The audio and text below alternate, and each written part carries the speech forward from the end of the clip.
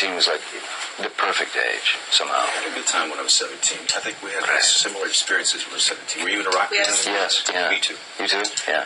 I was playing bass and singing lead, and in the 21 and over clubs, it's like, it's okay, he's with the band. Yeah, I did exactly the same thing, yeah.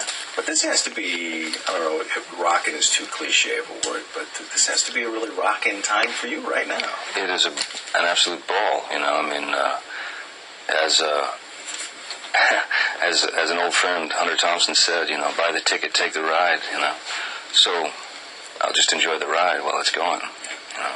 This is a new experience for you, though, to be sequeling in a big budget, you know, trifecta of films. How's that feel? How's that going? Well, it's still a relatively new experience for me to actually have more than 3 people see my movies, you know.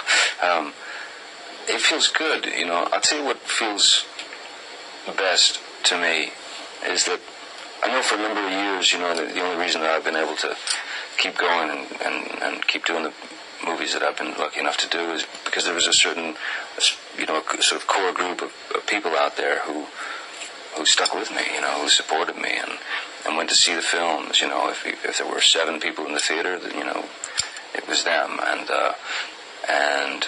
the fact that Pirates 1 had the success or impact that it did proves to me that it's because of the viewers. It's the only reason Pirates 2 and Pirates 3 are being done is because of the viewers. They put us here, so that's what feels best to me. You know? Yeah, maybe you're hitting on it because this. And I found it with the second chapter that you don't go to a movie hardly ever and just have that sheer joy, that sense of just fun. Yeah.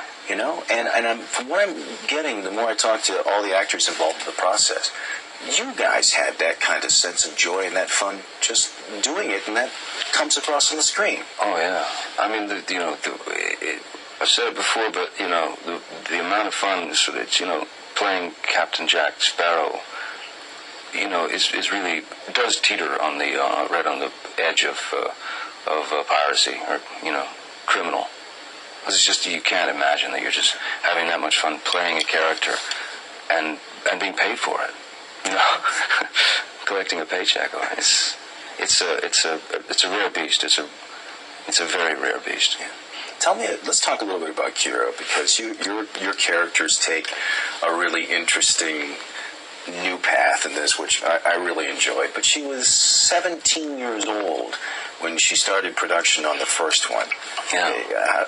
Have you been able to just kind of soak up watching her mature in her career and as an actress, all that transpired over the last few years? Well, it's well deserved. Every bit of success that she's had and the accolades that she's sort of garnered, it's all very well deserved. Even when I met her, on her first film, on Pirates 1, 17 years old, she was well beyond her years in terms of wisdom. She's a very, very sharp kid, and comes from a great home, you know, her mom and dad, super sharp, very smart, very, very intelligent, literate people, and so she had a very good head start on Keira. I think she's going amazing places, you know. And you got some really great new players into the cast. Tell me about Bill, for instance. Bill Nighy, you know, who's playing Davey Jones, he's an actor that I have admired for so long now. I mean, we actually sat across from one another at this. There was some kind of awards hoopla in London one time, and we were both there. And he sat across the aisle from me. We had never met. And it turns out years later we just talk about it, and we both did the same thing. We were both too shy to go say hello to one another, you know. He's just brilliant. He's just brilliant. But all the you know, having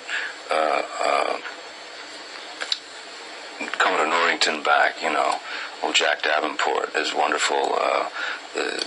Tom Hollander coming in there. It's just an amazing group of actors. Well, I enjoyed it. Have fun tomorrow. Thanks a lot. Good to see you, Charles.